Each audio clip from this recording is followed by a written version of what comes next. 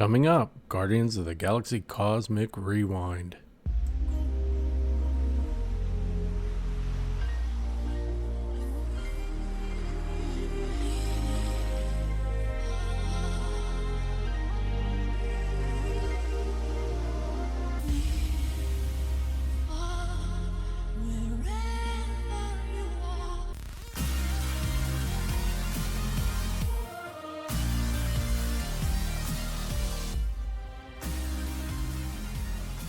Welcome to the SeeWDW Near and Far podcast, where we explore perspectives of the Walt Disney World Resort from 10 to 1,000 miles away. I am Mike the Far in this equation.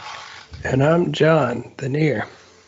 All right. Today, our discussion, we're going to be talking about your experience on Guardians of the Galaxy Cosmic Rewind, John. But first, how'd your week in the parks go? Well, I made it out to the parks twice this week, and I know that's been kind of where we've been settling, but I still am behind on a lot of stuff with my house. So on Thursday, my heart was telling me, we could go to Universal tonight. It's going to be a beautiful evening. We really should. And then I'm like, I have so much stuff to do. And I ended up, once again, not going to the park that night. So it would have been 3, which would be more normal, but we still only did 2.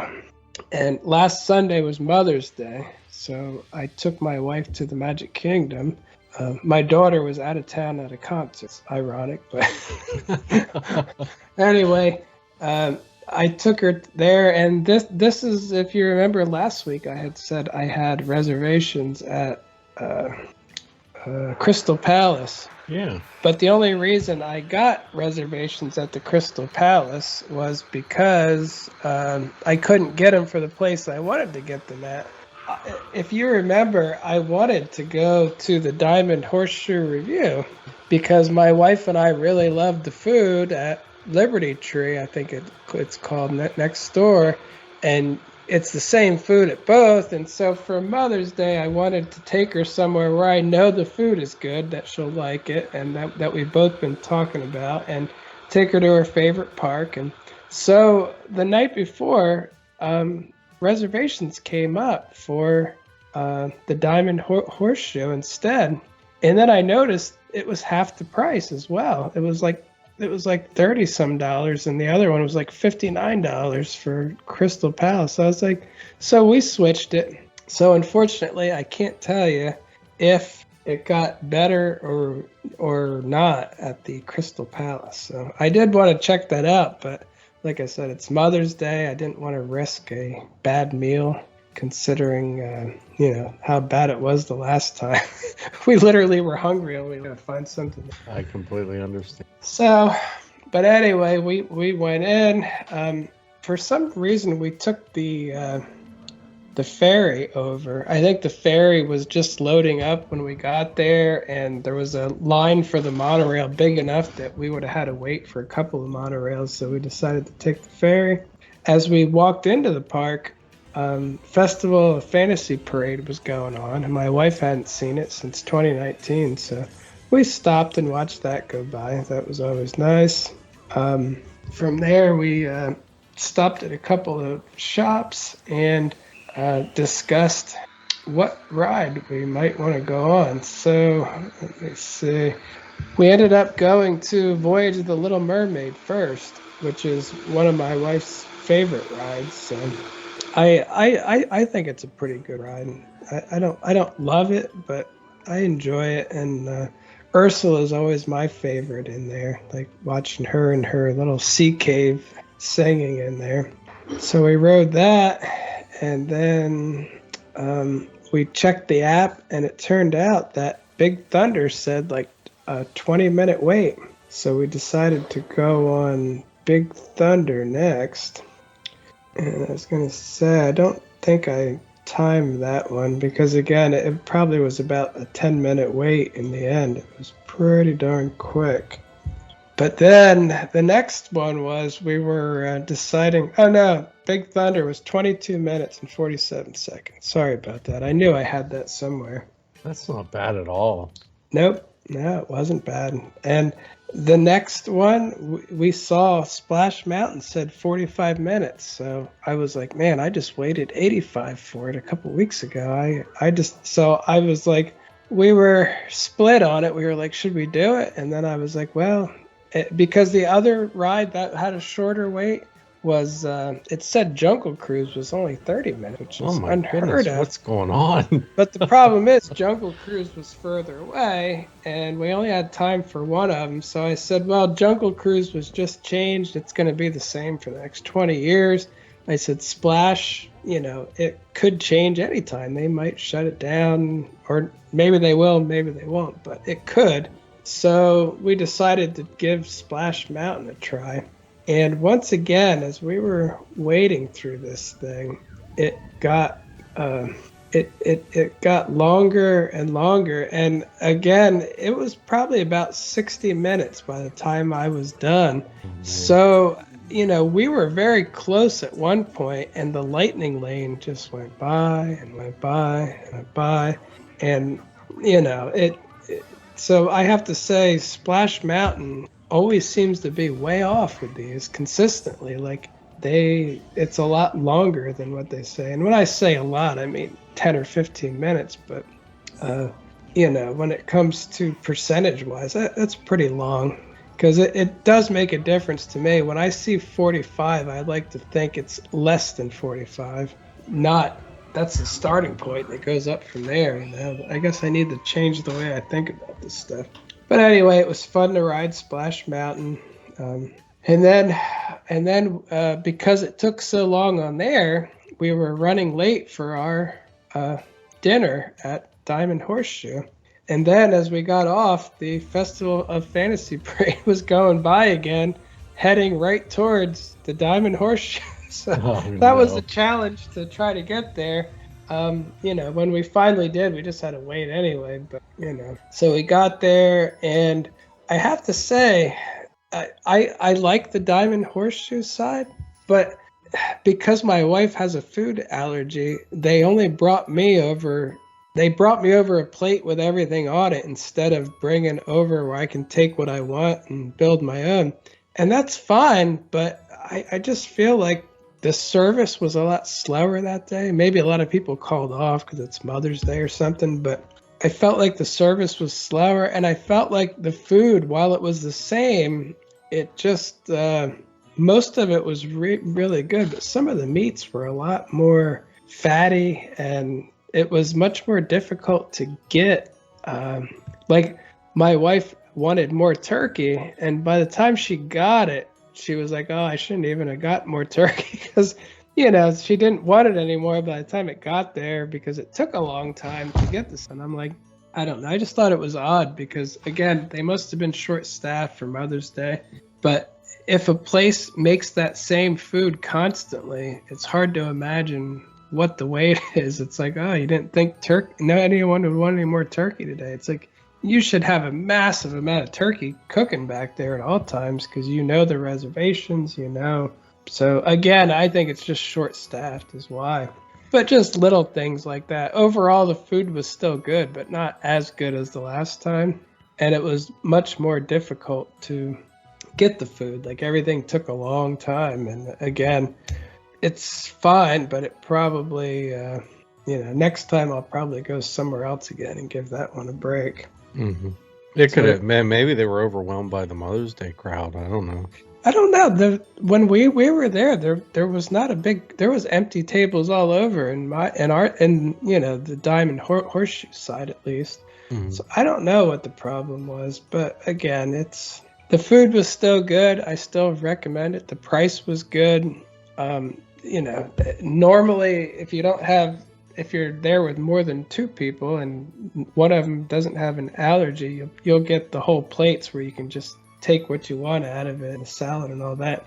It just made it more difficult when the only way to get more food was to wait for the waitress to ask and then wait for them to go. Where normally, I remember at the last place, the stuff was just sitting there. So it's like, oh, I want more salad. I'll put more salad on my plate. It's like, now, it just didn't work out that way this time, which made the meal, to me, not as good. Although I was full, it was good. It was a reasonable price. So overall, that's the last of my complaints about it. I still recommend going there if you're there at the parks. I think it's a great deal and great food.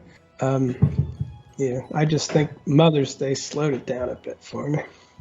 So from there, we didn't do a lot else. We should have went over and checked on the old Jungle Cruise again to see if that was still low, but it was almost 5 o'clock, so we started heading out because we were probably at the park like, I don't know, like 5 hours or so, which for us is a long time. So we walked back through our favorite walking path there to the Magic Kingdom parking lot. My wife stopped at the salons and spas to talk to the people there because she used to work there. And let's see, nothing else eventful for that day. Just stopped at the Polynesian as per usual, but obviously we didn't eat there this time. And that's about it for Mother's Day. It was a nice visit. We got 3 good rides in. We had a good meal. So again, and we got to see the parade. So when we saw Festival of Fantasy when we first went in, I was like, we've already got one thing done, so it was good. So all in all, it was a good day for us. And the next one is Tuesday, and I'm going to glance over the Guardians part because that's what we're going to talk about coming up. Mm-hmm. So I was there on a Tuesday for the Guardians of the Galaxy preview, and this was a pass holder preview event. So we got there around noon, did the Guardians stuff, and we'll get back to that after this section. Then, because this is going to tie into another food review too. Another disappointing one, unfortunately. So afterwards, we went, just walked around what was Future World, looked at some flowers. We saw the jammers out with the drums. They play in the garbage can drums, and that was nice. We went through the butterfly tent. There were so many butterflies in there. It was crazy. Like the last time I went in there, I couldn't even find butterflies. It was cold and rainy. This was like a couple of months ago. Now it's really nice. And we decided to take a ride on Living with the Land while we were over there too. And I got the front seat without asking. I can't tell you, it's happened to me so many times because I did ask for it many times, but so often I decide I'm not going to ask for it. And I get it anyway, so that was some luck. So I enjoyed that. And here's where the food review comes in. My wife did not eat at Connections Cafe yet. And the last time I ate there during the soft opening, I loved it. And I was like, man, I really want one of those General Tso's salads again, chicken salad, because it was so good. And I got it again. And I need to find the other picture of the first time I got it, because if I did, you would see a definite difference in salads. It looks like a different salad. And again, the chicken salad was good this time. It was good.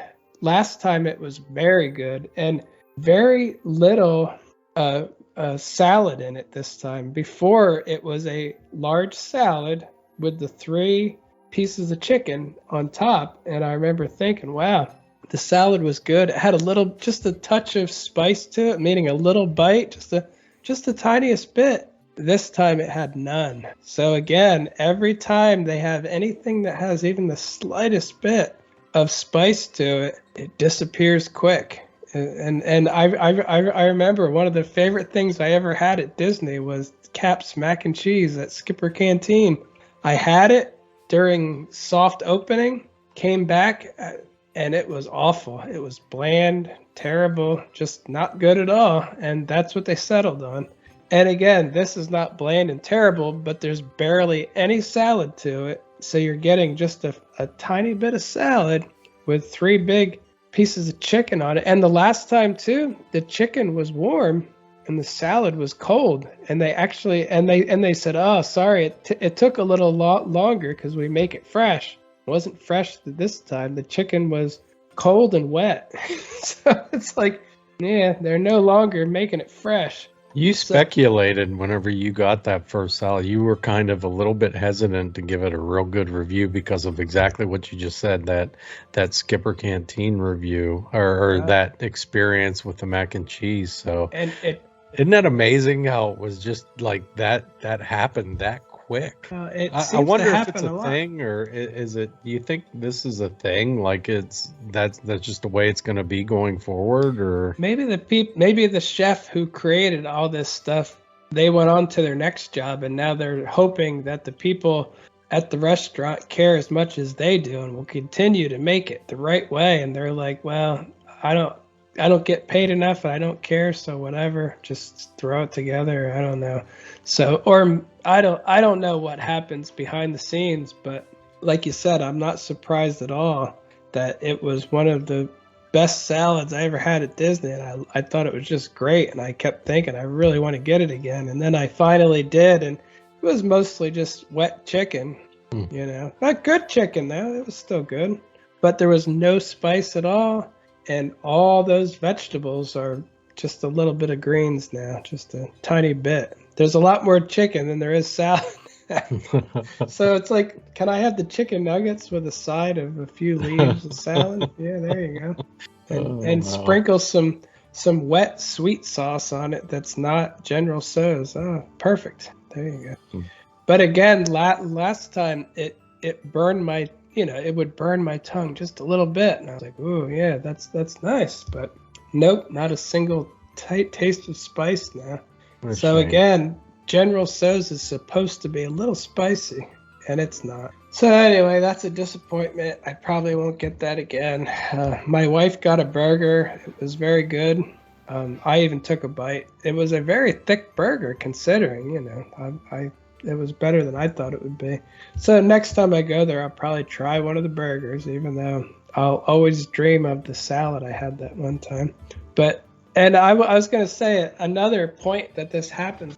If you think of all like the food reviews, whenever the media people go to these things, yeah, they always have such great food, and I can see why. Sometimes they do. At that time, they were probably thinking all the vloggers are coming out to get food, so they made it all good, and then they're like, yeah, that should about do it. Back to trash, not trash, I shouldn't say that, back to not that great. But so I really think they might do that, because I remember Len Testa saying how great the crepes were at the new place in France, and after that, all I hear is people are not impressed. Nobody's impressed. They're overpriced, not that good. Like, that's what I heard from general customers who didn't buy every crepe during a media thing to try them all. So perhaps the quality just goes down quick, It's like, well, Len Testa said it's good, so now it's good. Now we don't have to worry about making it good. It's already declared good, so we're good. It's like, that's what I think happened. I might be wrong. But anyway, I hope the salad gets better again. I doubt it. But there's still a bunch of burgers on that menu that I look forward to trying. Salads are just hard to get a good salad at Disney. So whenever I find one, it makes me very excited. So. Yeah, you've always been a big fan of a lot of those chicken salads that, like, for example, that one over at Animal Kingdom at Satoli Canteen. Oh yeah, I talk about that every other week. I talk about it again. Yeah, and so I think you found a couple other places where you've really enjoyed, like, the chicken salad that you've got. It's a shame that this was a unique, at least unique to Walt Disney World, and they created what seemed like a winner. You're not the only one that really enjoyed that. I've seen a lot of reviews of that particular salad, and if they blanded it up a little bit, that's too bad. Yeah, it's a shame. They did. And I also, just to add something new. So anyway, the salad is still good, but not as good. It's disappointing, the size of the greens, and that they changed it, but burger was great, so that's on the plus. I tried the Mickey waffle dessert they have there too, or mini waffle, I don't know. But anyway, it has whipped cream, strawberries. It has like brown sugar on it, I think. Like it was very good, but again, not my kind of thing. I probably won't get it again, but it was very good though, like it was. If you like that kind of thing, I'd recommend getting it, but I try not to eat too many sweets in the middle of the day because it spikes my blood sugar and then I get very tired then. So I try not to. But it was good though. The waffle was good. The strawberries were good. It was well done. But so that's my newest food review. It's a regular guy food review. Yeah, and my salad, I'm disappointed. Burgers are good. Dessert there is good. And that's about it. And then what else? I think I didn't do a lot else because my daughter, who was away on a trip, just got home that day. So then she arrived at EPCOT and got in line to do the Guardians thing too. So we waited for her, and then we ended up leaving. Believe it or not, all the stuff we did there, though, it did end up. I got there around noon, and I didn't leave till about 6 o'clock, so it took a long time to do what I did. Oh, before I left too, I did ride Spaceship Earth when there's not a big line. There's always time for Spaceship Earth. I was gonna say that's mandatory, isn't it? Yeah, whenever I'm at EPCOT, it feels terrible to walk out and not ride Spaceship Earth. Yeah, it just feels like you've not completed the challenge, right? It's just, I get that. So that's about it for my trips for this week. All and right. That moves us along to the Guardians. And I guess that most any review will have spoilers unless I just say it was good and that's it. It's like, yeah, I mean, that's got to be something we put in here, that we're not the type of podcast that's going to avoid spoilers. I mean, this is about experience and the experiences that we have, and honestly, too, everything I'm going to say is not going to impact your experience of it at all. Yeah. So, and it is going to be very general. I'm not the kind of person that's going to outline the whole story for you and tell you every inch. So, that's not going to happen anyway. So I guess for the non-spoiler people who want to turn off the podcast now, I really liked the ride. It was very, very good. It felt like Space Mountain to me, but an extremely upgraded version where it was super fast and super smooth, and the projections and things worked perfectly. You know what I mean? Like, and I think that's a pretty good synopsis of it. It's like you took the idea of Space Mountain, combined it with the G-forces and smoothness of like Rock and Roller Coaster, but smoother though. Rock and Roller Coaster can bump your head around a little bit, but it's really good though. Like I said, when I got off it, I really wanted to ride it again, but since I'm just a pass holder, I can't. So if only I were Club 33, I could have hung out and rode it all day. Well, let me ask you, just for the non-spoiler people, because this is the question that nobody is answering, and everyone, you can hop on there and people are comparing it and doing things like you just did, but one thing I would say, it's labeled as a family coaster. And so when I think of Space Mountain, I think, okay, it's really rough and motion sickness. It's fun, it's a must-do Disney thing, but it is rough. So a lot of people hop off of there and they just, they feel that roughness. The other thing is when you combine it, and again, you put it perfectly. Like everyone seems to mention Space Mountain and Rock and Roller Coaster, but it doesn't flip upside down at all, right? Nope. It doesn't really take any major bank turns like, say, Rock and Roller Coaster does, right? I mean, nah. Yeah, so it's just like I've heard it described almost like a really advanced Wild Mouse without the feeling that you're going to tip over the edge. Yeah, there's a couple parts where it spins, meaning it doesn't spin, but it's going in a circle. You can feel it like going around stuff, and that's where you can feel the G forces. And I think that's the part that some people feel motion sickness. So Okay. honestly, I was fine within, as I got off, by the time I got to the exit queue, it was perfectly fine. If you're very sensitive to motion sickness, it may bother you a little bit, but I'd at least try it. I would say that in the past too, like when I would get off of Rock and Roller Coaster, it would take me about 5 minutes to recover and feel back to normal.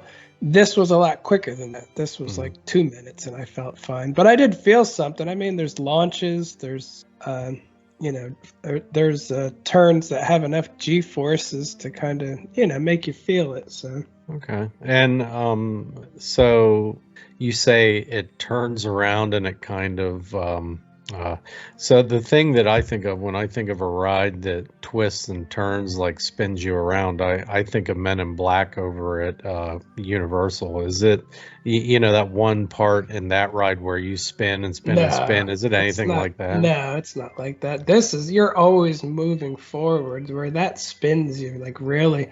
And honestly, I couldn't even tell what the cart was doing as far as the spinning part, like what's moving. I think it just, since you're going pretty fast, I think it just turns a little bit here and there to adjust the G forces and what you're looking at. And since you're in the dark, gives you an odd feeling that it's very much not like anything else I've ever felt. Like, because it's dark, I can't tell which way this thing's turning, and I don't have any experience as to what that does, because no other rides have done that. I've never been on a roller coaster in the dark where the thing can just change directions. So okay, all right. So thanks for answering that, John. That helps. That like kind of covers some things that I think my wife is concerned about. As far as motion sickness and things like that. But I don't think it'll be that bad for motion sickness. I really, it's not something. If you're bothered by motion sickness, I would say that you probably wouldn't want to ride it like 10 times in a day, but you won't be able to anyway. So I think if you ride it once, then go and have lunch or something, you probably will be just fine. Like even if you're sensitive to it, I don't think it's too bad, honestly. All right. Well, so from this point forward, I'd say it's going to get maybe a little more spoilery, because we should talk about the queue and the exit and the ride, some of the other things. And I gotta say, we're starting to put these podcasts for all of you audio listeners out there. We're starting to use this audio and put it on YouTube, and we're putting in video of John's experiences, particularly from the beginning of the podcast, but in this particular case, because we're talking about a lot of stuff that he filmed in our discussion, we're going to be putting a lot of this stuff in. So you are definitely going to see portions of the queue, the ride, and things like that going forward on the YouTube side of things. And we will be discussing some of the more detailed parts of it. I mean, I don't think we're going to get incredibly in depth, John. I'd say, right? I mean, no, but it's still going to be. There's going to be plenty of meat on the bone for anyone to experience. Yeah, and you got to remember, too, I did it once. I don't know the story. I don't really pay that close of attention. There's a lot of things that I got rushed past in the queue that I will take more than one trip to actually pick up on. Like the part where Star-Lord is talking about EPCOT. Not when I went through, he wasn't. So again, the media event, they could stop and really record all this stuff and but as a person just going through, you may or may not see all this stuff. So again, this is not going to be thorough. It's not going to be filled with, it's going to have some spoilers, but overall, it's still going to be pretty general, because I don't have the capability to use words to take you through an entire ride. Yeah. Okay. So, and I don't think that's what we're looking at anyhow. We're not really, that's not our thing. So and let me just complain for 1 minute before. Mm-hmm.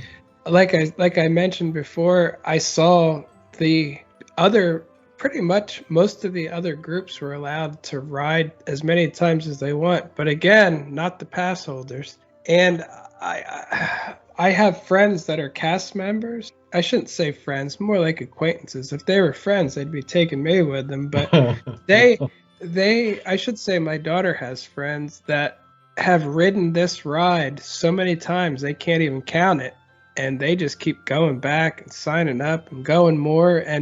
And when they go, they can go all they want and over and over. And I saw D23, or I think it was Club 33, was riding it as many times as they want, and media rode it all day long, and as many. And we went there, and it was once and done. They checked it like they were, cracking, like super security, making sure that you can only, they checked your pass multiple times before you get in, that you're only riding it once. And I'm like, I don't know why that still bothers me. That I know that the cast members couldn't ride at all, like Riders of the Resistance. They were treated terribly. In this case, it's the complete opposite, where they're just ride it all you want, all over and over and over. And everybody except for the pass holders sign up and ride it all you want. And pass holders, it's like, unless you were available on that like Wednesday at 9 a.m., you're out of luck. And I'm like, man, that still makes me upset to think of all the people that can't go on at one time, while these other people are just ride it all you want, ride it more, ride all you want. And I'm like, it just, again, if this were a long time ago and there was no social media and we didn't know things, we know things now. When things like that happen, we know it, and it just it doesn't make you feel good about it. It's like, oh man, like that's just. And again, I went on it once. I'm happy I did. But like you said, you'll be here a little before it opens. They're not letting you ride it. You weren't there at 9, and that's not the day. But other people, they're like, just ride it all you want. Yeah, I just wish they would have done the previews for AP right up until before they open it. And I don't want to hear this stuff about, oh well, we do these previews as a beta test. That's not true. I mean, they've been beta testing this thing for years now. This one is different though, because again, when did they sell it to D23 before Club 33 and they did. Whatever the Golden Oaks people can come and ride it all they want, and again, the cast member part is to the point of obnoxious. It's like I think my daughter said the one guy she knows said he rode it like 30 times. He loves it, and he just rides it again and again. And I'm like, man, if I could have went around one more time, I would have been so happy just to be able to, the first time is good, and then the second time you'd see more. I'm like, I would have been happy, but like I said, I am jealous, but also I don't think that looks good for Disney that they do that kind of thing now. Almost feels like they're trying to distract their cast members. They're like, look, a ride. Because weren't they having problems with like protests of cast members for political stuff? Maybe this is their way to say, hey, look, a ride. Ride it. Maybe. To tell. But the other thing is too. If it is, that's a great response. If I were them, I'd cause more issues. Because man, if I complained about something and my boss said, here's something super fun, dude, I'd be like, yes, this is awesome. This is working. I mean, let's face it, Tron is coming up, so you're right. They may be onto something. Yeah, because when my wife worked there, they treated the cast members terribly. They were at the bottom. They were like, not only do we not have time to let you ride it, you're not even allowed in the park for the next year. It's like, that's what they did with Rise of the Resistance. So just such a contrast, But anyway, enough of my complaints. For all you out there who didn't get to ride it at all, or are saying what a jerk this guy is, he's complaining that he only got to ride it once. It's like, well, I look at the big picture, so it's fine. And the big picture is, this is an odd preview, and there's a lot of pass holders that got treated terribly and did not get to sign up at all. So that's my thing. Let them in there too, Yeah, anyway. I mean, let's face it, like when I get there, I don't know if I'm going to be able to ride it or not. I'm going to try, and I'll be there 2 days back to back. I mean, it's opening up on the what's the official date? The It's opening the 27th. 27th. So I'll be there on the 29th and 30th at that park, and I'll be staying at what is considered an Epcot resort both those days. So I don't know. Hopefully I'll get on it. If not, I'll be okay. I mean, maybe I'll buy the whatever, the lightning lane thing or whatever it's called. I don't know.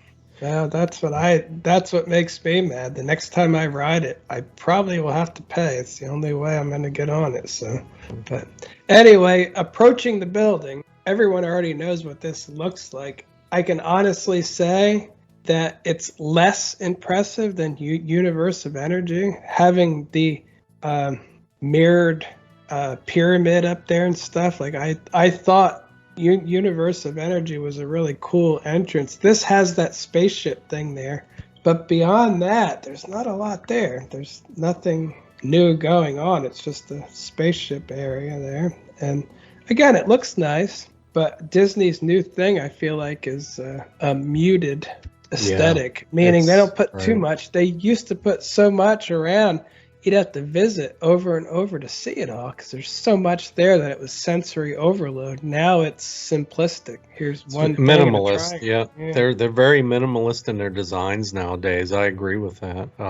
I would say the exception to that being what Tron looks like, but Tron was already designed somewhere else. Yeah, that's just a remake. But anyway, the first thing I noticed when we got near the door to go inside was this new ride smell.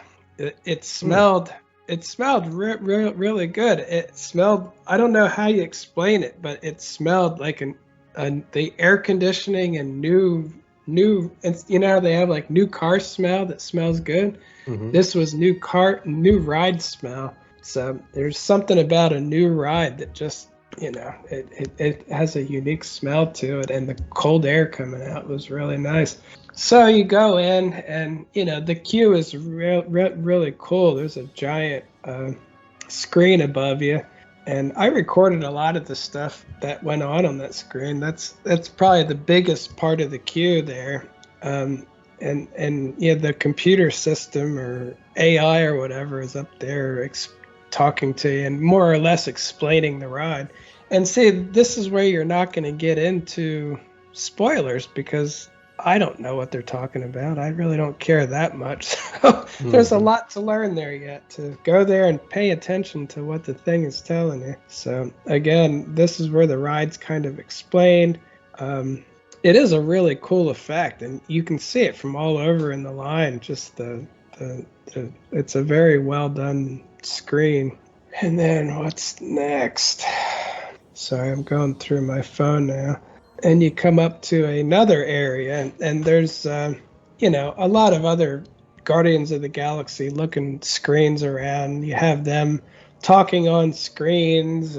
It kind of reminds me of the queue of Rise of the Resistance a little bit, with the glass with the glowing stuff in between it, and And what goes on next? Yeah, there's a lot of displays going on that kind of explain the story more. There is a model of, what is that? I don't see that. That's what I was going to say too. You don't have to worry about too much getting spoiled because I don't even know what the heck what the name of this is supposed to be. Nandar, I think. I think it's Nandar, but there's a complete model of this alien world there, so that's pretty cool. Oh, they call it Xandar. Xandar, all right. Yeah, see, I just read it, and the Z looked like an N in my video. So yeah, they have a model of Xandar. It reminds me of the models inside of One Man's Dream at the end, how they have the little models of like the parks and all that. So again, it's pretty cool, and they use the projection mapping technology that they did in the EPCOT experience to change the colors, to add more texture and that kind of thing. So it is really cool to have that in the line. I mean, it definitely will make the time pass more. And that is a thing where, like we just talked about, you can probably look at that model every time you ride and see different stuff and closer. And it's a really cool model and very well done. And Yeah, there's just a lot of not interactive, but a lot of screens that just look futuristic. They have scans going on. Um, I don't know, random people waving at you in Xandar suits, I guess. I don't know. Again, you're not going to get any spoilers at all for the story for me because I don't even follow it yet. Like, I don't know, people waving. So. And then they have a model of the ship, which is pretty cool inside of a display case. More random people on screens talking to you, smiling with like, it looks like there's stats by them, just futuristic stuff. And then there's the part where Star-Lord is being interviewed and he's talking about EPCOT and stuff. And a lot of people were mad because he does say, he can't wait to ride Horizons and he loves that energy ride and all this and that. So a lot of the people who loved EPCOT said that's like a slap in the face to them, that they're making fun of the fact that we got rid of everything you already loved. But I don't look at it that way. I look at it as a I don't see it that way. I'm happy Disney remembers Horizons. Yeah, right. Thank goodness somebody there remembers it existed. Yeah, I mean, I think it's a tribute. Actually, it's an homage, more or less. So yeah, I feel this, but I did hear some people were like, "Wow, slap in the face from Disney." But guess what? Remember all the stuff you loved about EPCOT. All of it's long gone. It's like, yeah, we know. But then you go into another room and. Some lady is talking to you about something or other, and then Terry Crews shows up, and he does a good job as always. He's funny, and so he's in there a little bit, and then you go. They turn on some kind of machine that's supposed to zap you somewhere.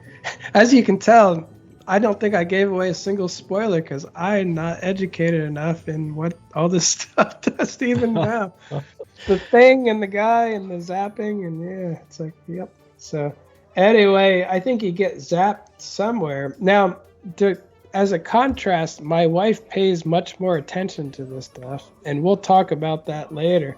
I also went with another friend that I know from Instagram that we met up in line, but I'll tell you what their thoughts are later too. So at a certain point, some big space alien monster guy takes some kind of power source, or I don't know, and we have to try to get it back, I guess. Something like that. So, we go to another room, and I think that's the point. Again, you'll probably get a lot more out of it than I did, but I mainly was just taping stuff. As you can tell, I wasn't really thinking about stories too much. I was recording and pictures and positions and angles, and that's what I was thinking about the whole time. So from there you go, and you go on the ride. There's two sides to it, kind of like Space Mountain. There's a left and a right.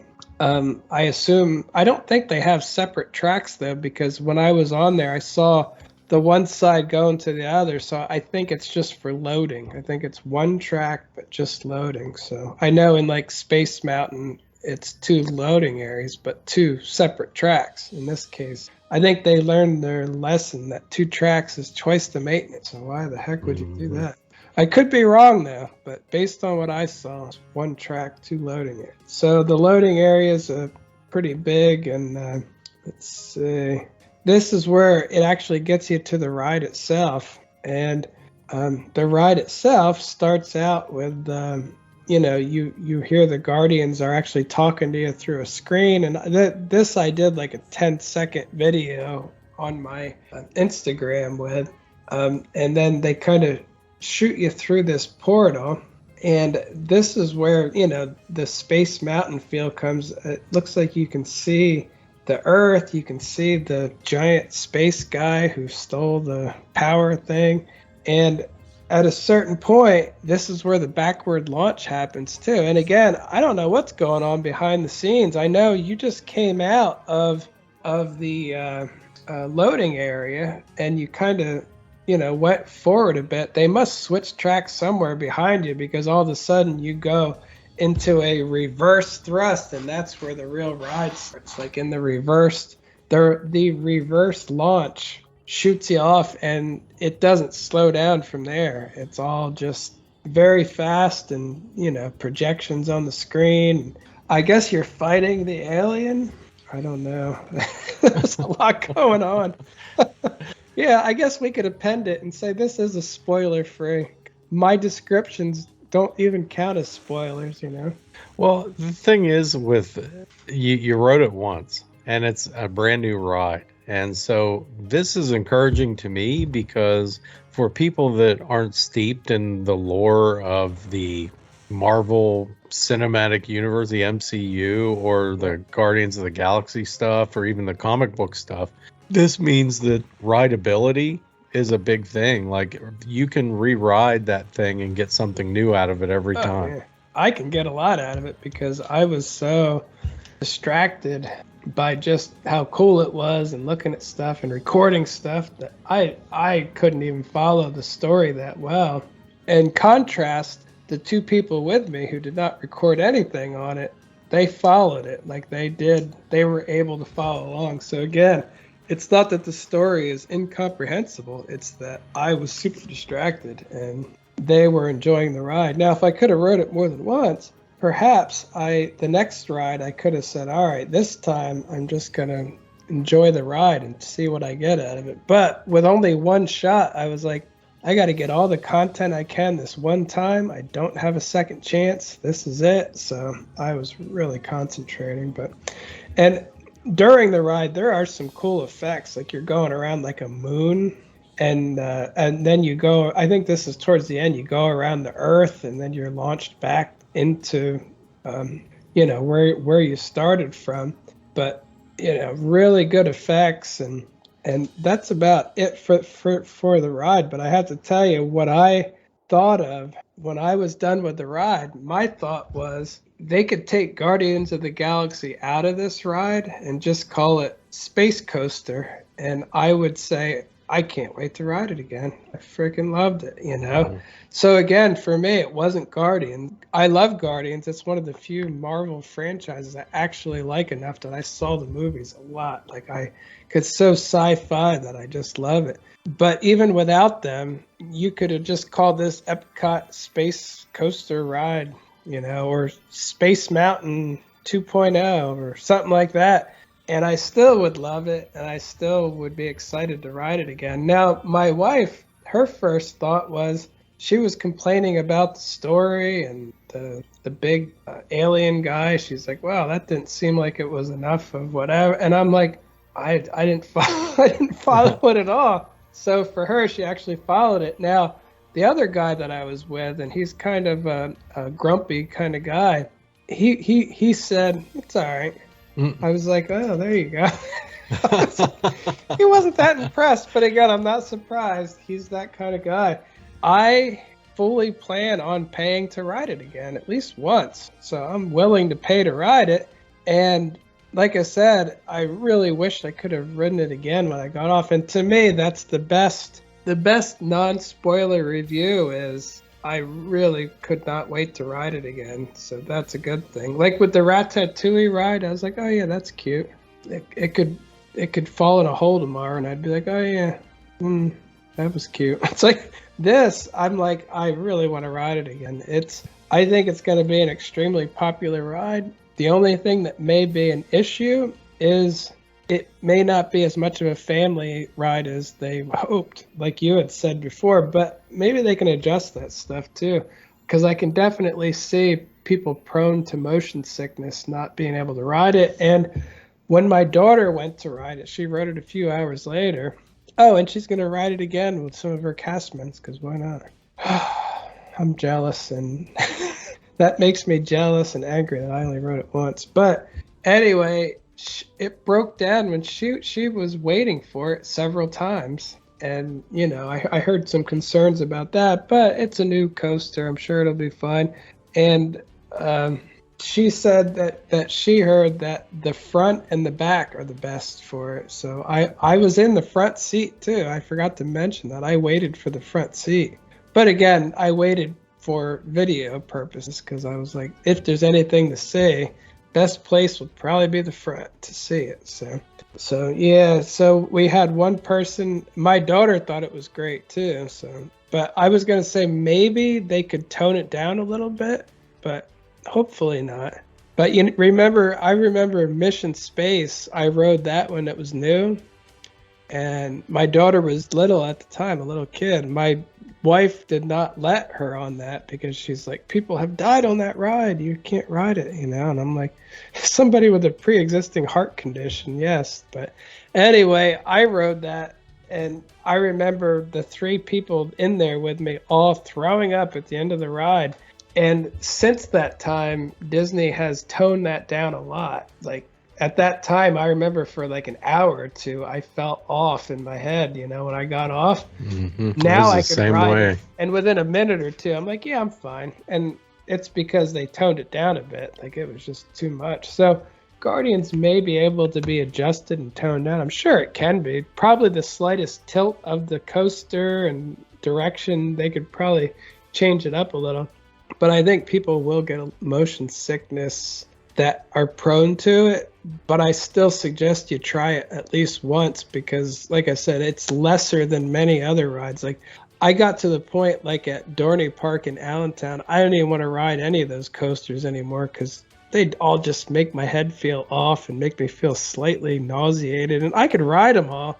Just didn't like that. This didn't do that to me. Just remember, it's not on that level. If you're like, oh, coasters make me sick, maybe not this one, Like I would definitely, I wouldn't count it out immediately. If you're able to, take a Dramamine and just try it once, I think it'll be better than you thought. Or don't. The line will be less for me. Definitely don't go on. Well, as far as like the motion sickness and throw up level, is it more intense, say, than Hagrid's, where someone might have also an issue with the height type thing? You know what I mean? Even though Hagrid's doesn't go really high, it does have it is off the ground and you can clearly see it. I think, it could be similar to Hagrid's. It's as smooth like Hagrid's, like super smooth and stuff. But like I said, the way that car can pivot on the track, I've just never been on a coaster that will pivot so you can see things in the ride. And again, you see them quickly, but you can tell that you're looking left, but you're going forward, and it's just such a weird feeling. Like I said, I've never felt anything like it at that level of G-force. I've never felt. So I can't really say it's going to be like anything, but it's like a Hagrid's and Gringotts combined. You know how Gringotts is more, they can turn you a little bit, like at the part with the trolls, I think they turn you to the left, but you're going to the right. But it's like a combination of those two, but one that's never really been done quite to that extreme before. And I'm happy because so many things Disney has done recently have been kind of disappointing. I know they probably could have done a little better. Like I heard, they scrapped all the animatronics and this and that were going to go in this. But overall, the coaster itself, the ride itself, the experience itself, I feel like they've got another winner like Rise of the Resistance where there is no comparison as of yet. It stands on its own. And I feel like it with this. But like I said, my wife liked it, but she wasn't, raving that she can't wait to go on it again. And my friend I was with basically said meh. So I don't understand. Some people are like that. I thought it was absolutely great and want to ride it again. But like I said, I'm such a Space Mountain fan that it just felt like what Space Mountain would be if they built it today, So I'm like, to me, that's the biggest upgrade, and that's what I like the best. So in my mind, do I want to ride that Guardians ride again? No, I want to ride that Super Space Mountain ride again. That doesn't even exist, but in my head it does, because that's what it is to me. It's like Ultra Space Mountain. I can't wait to ride it. That is an awesome way to put it. It really is like that new Space Mountain ride that exists in my head. That is such an awesome way to put it. And, interestingly enough, in Japan, they're redoing their Space Mountain So I'm wondering if they're not going to take some of the ride mechanics and some of the ideas that came from this ride and integrate it into that. Because honestly, that was just announced, 2 weeks ago that they're going to do this in Japan. And they don't do anything half baked in Japan. They do it right. So I have a feeling, I wonder if some of their Imagineers on that team didn't take some ideas and decide to redo Space Mountain. They probably thought just like you did, and it wouldn't surprise me to see it. Like I said, to me, that's a winner. The fact that Guardians is in there, I feel like it could have been any IP. And again, Guardians is, out of all the Marvel stuff, Guardians of the Galaxy is my favorite, and probably the only one of those movies I've seen multiple times. Mm-hmm. The rest I've seen it like once, and they're good. But so for me, to say that, it's a good thing. And again, if you hate Marvel and you hate IPs and everything else, just think of it as Ultra Space Mountain and go ride it, and then you'll think it's the best ride ever. Because that was kind of my thought. And again, when I got off, I wasn't thinking about Guardians at all. I wasn't paying attention to whatever the story was. Whatever my wife was complaining about, the battle between the bad guy and the good guy or whatever, I don't even remember seeing that. I was just on Ultra Space Man. It's awesome, and that's what I was thinking. And she was like, "How comes when this? Why didn't it's like, huh?" I don't even remember seeing that. I just saw cool stuff up and flying by. It's like, I don't know. But again, it's super encouraging to hear you say that, because again, it's just, you're basically saying, and what you're saying is being said by a lot of people. I'd say the majority of people are saying they got another winner on their hands. And honestly, as much as every once in a while we say, oh, we wish this and wish that, and things that we don't like that they've done, we really want them to succeed. Let's face it, we want them to do well, and we want to be able to enjoy these rides in these parks. And I am like all about celebrating their big wins. I hope that this thing doesn't break down continuously, or they have to reset it constantly, because that would be even better. If it runs with the frequency of even, say, a rock and roller coaster, that's going to be way better than, say, Rise of Resistance, and it's going to be very successful. I think they'll get it, though. I think it's just new ride pains. But I can say that in the afternoon, like I think around like 5 o'clock or 4 when I left, I'm pretty sure the previews were supposed to be over at 5, but the line was outside of the area all the way across, like by Mission Space, because I think it broke down again. So it was just, it wasn't running good. But again, I don't know what's breaking down. But based on the ride, like I really hope that, I'm sure they can get it running right. It's got to be really super complicated, though. You've got to have those screens in a certain scene by the time the coaster goes through. You know what I mean? Like, everything has to be fairly coordinated by whatever scene is going on, because part of the storyline that your wife was talking about, that coaster has to be, involved in that storyline. So when everyone comes by, when the second vehicle comes by, it's got to be reset and ready to go.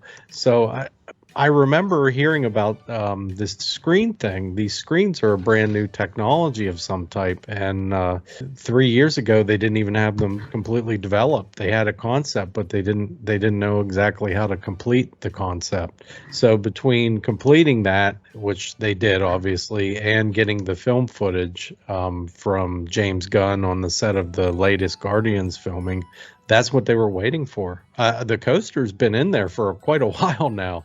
The building's been done for the most part for a while, other than, the exterior, like, panels. I know. I actually know somebody who's been working in there for, well over a year, just running the ride, trying to get it down, making sure everything works right. And of course, she would never tell me anything about it, because she's one of those good employees that actually doesn't tell anybody anything about what she does behind the scenes.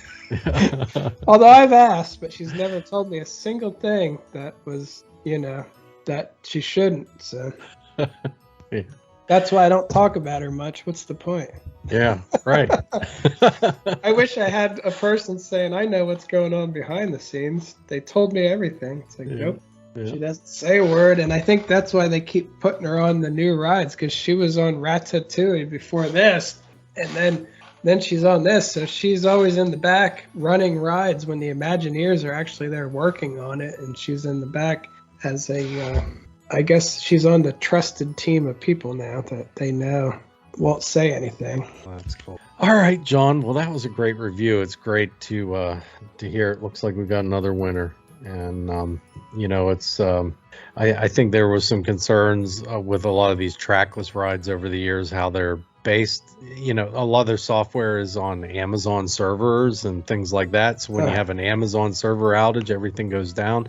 This doesn't appear to be one of those types of rides. It is a roller coaster. I don't know about the filming. Maybe the filming is on an Amazon server somewhere. Let's hope not. And it should be able to run continuously. So it's. I hope that that this thing's going to be a people eater. It's going to eat crowds. It's going to bring, be a destination for people going into the park, because we really needed that at Epcot. We need that. Need to space those crowds out a little bit. Well, and just for the record, so everybody knows, not once did I say, oh, Universe of Energy was better. Universe of Energy was better. So, because honestly, it's not better, but it's very different, though. And I still do like Universe of Energy. It was a very unique ride that you could actually go on. This is something that I get to watch from a distance going, I'll have to pay for that again someday. So, it's a whole different category. I can't compare the two. Obviously, this is better for crowds, what people want. Yeah. And it's modern. It's, it's just a different category. Like the Universe of Energy was an educational ride that, there was a purpose to it. This is fun. And I don't think anyone wants to be educated in Epcot anymore, except for guys like us, Yeah. And going forward, that's. I miss it. All right, John. Well, how did your social media go for the week? Yeah, it's been going pretty much steadily for my SeeWDW, and my Universal took a real kneecapping. It was going well, up to almost 2 million views or reach in 30 days. And all of a sudden it went from, like 100-some thousand people a day it's reaching to like 5. Just boom, got knocked down. And again, it feels weirdly around the time when I answered that survey where I kind of complained that, please just let the people that follow me at least see it, and that I didn't.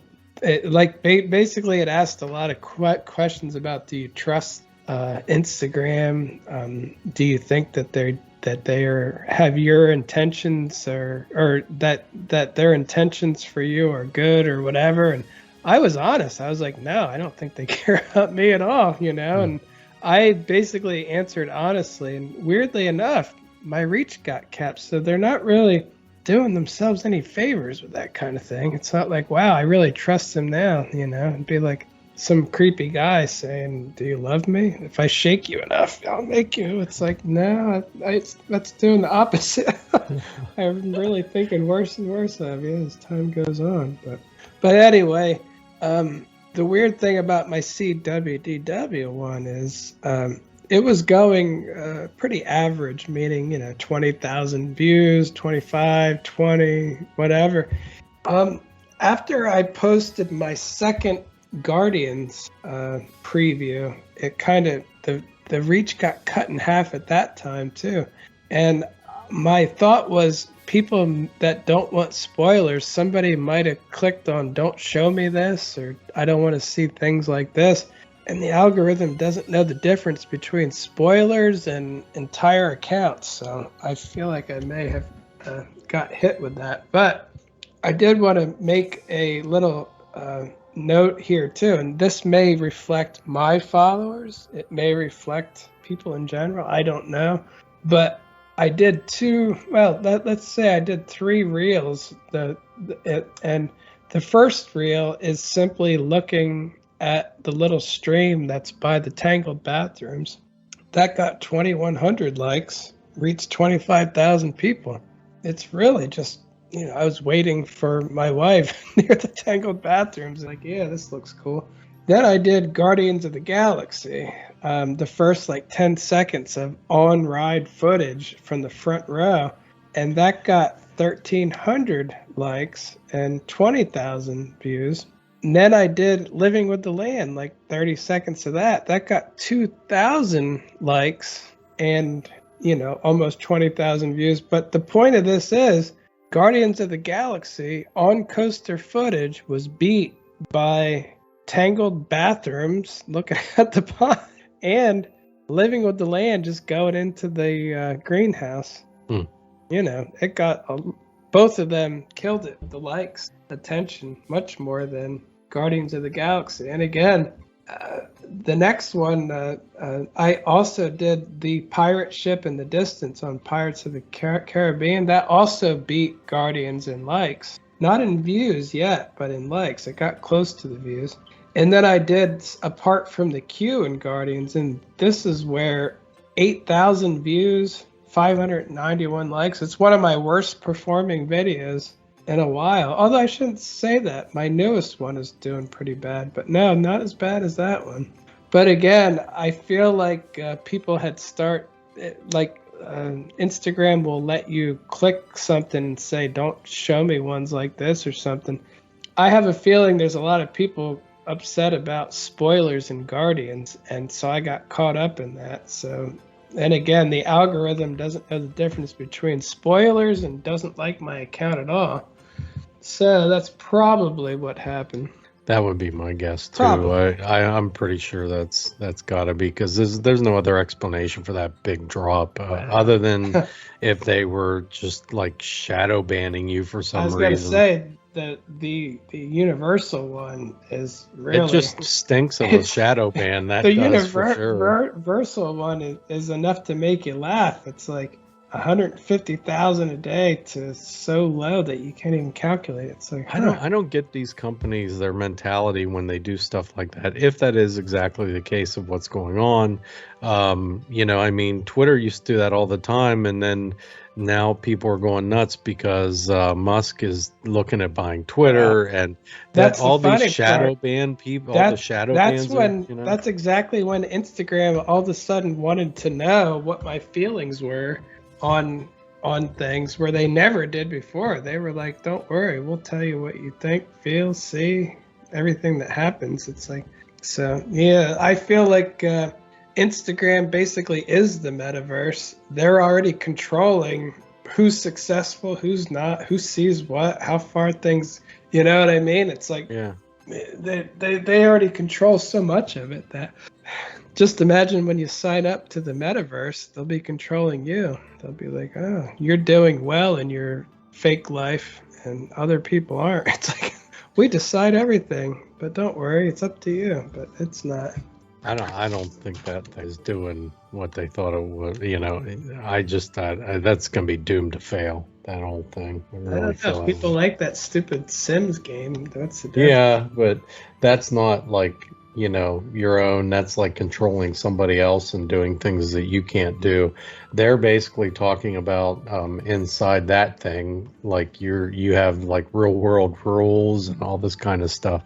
You do stuff like that to break out of the real world, not to live in the real world in a virtual sense, So I think it'll be a novelty for a while, and then it'll go away.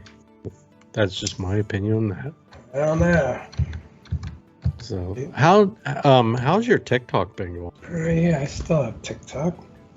Exactly the same as last week. Meaning, just today it went 52.1, 52.2, then back to 52.1. So I'm hovering at, right now I have 52.145 followers. So it'll go a little above that, a little below, and a little above. Everything else, it's hard to see any movement. I did put up the Guardians on that, the first like 15 seconds or whatever, and I got 15,000 views and 1,509 likes. So people on TikTok liked the Guardians more than Instagram people did. Yeah, I think it's a more spoiler-friendly medium, to be honest. I should have just put the whole ride on Instagram. On TikTok, because who cares? Somebody that did probably got 1 million views, you know? Mm-hmm. Well, most likely somewhere. But, yeah, like I said, overall, I put one on, when was that? 14 hours ago. It's got 489 views. And that's fine, but it's back to extreme hit or miss, and most miss almost every time. It was weird for a while there. I kept getting hits. It's like if you got 1 million plus, they start showing your stuff more and more, and I'm sure they artificially made it happen like 4 more times, you know? It's like, wow. So again, I'm pretty sure, just like Instagram, it's up to them. I think what they do, they're more dependent on like throwing you into a certain hashtag neighborhood, so to speak, and that hashtag is how you rank. So if that's a popular one, you're going to rank on there, and then that's going to shovel views into your channel. But I don't know. I mean, I think that's how they used to do it. I'm not really sure now. A lot of people have been complaining about some things as far as getting views on there right now. So I don't know. I don't know what's going on there. But all right, John. Well, where can they find you online? SeeWDW on Instagram, TikTok, Facebook, SeeWDW on YouTube, See.uo on Instagram. And like you had said, we're trying to put up episodes of the podcast on YouTube now as well. So yeah, and the just to add to that, the episodes on YouTube will be a little bit later in the week. This usually, our audio feed will release typically on a Monday. You'll probably see the video feed on YouTube towards the end of the week, maybe on a Friday each week. But what's great for audio listeners is we do a little more video. I put more of John's videos in those episodes, so gives a little more context to what we're talking about. So I'd encourage y'all to go over there and check that out. We've done that with one episode so far.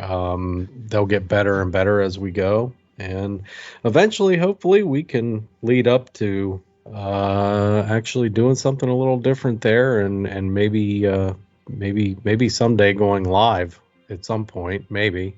But in the meantime, we'll build that out, and we'll keep doing new and better things, and that should improve each week. So for me, you can find me at The Giant Rat, THEE Giant Rat, on Instagram, on Twitter, and on TikTok. And that should do it for this week. Next week, we will be back to our series on attractions that could stay or go.